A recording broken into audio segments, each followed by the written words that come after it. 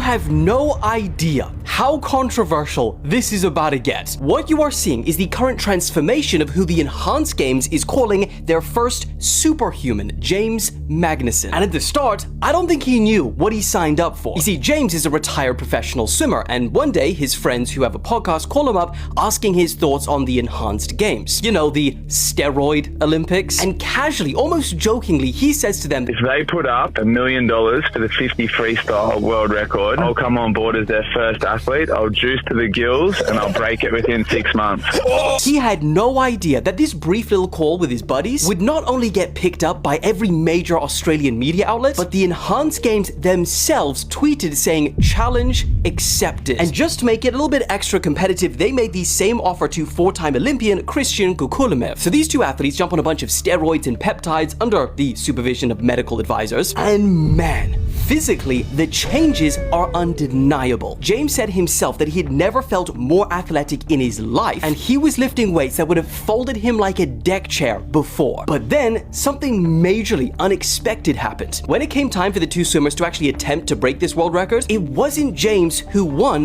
the $1 million.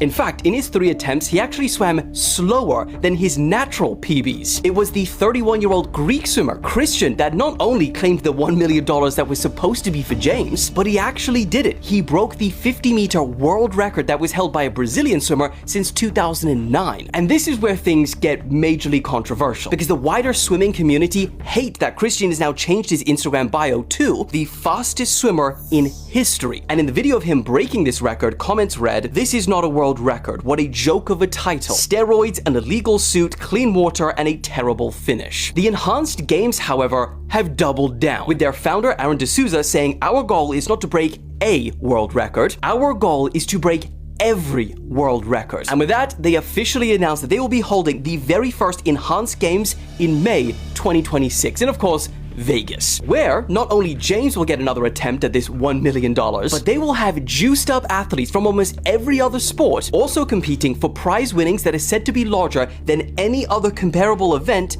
in history. The head of the US anti-doping agency called it a dangerous clown show, and 2-time Olympic champion Kieran Piker said that it was borderline criminal and that someone would die if this was allowed to go ahead. But what do you guys think? Should the Enhanced Games be allowed to go ahead or be stopped immediately?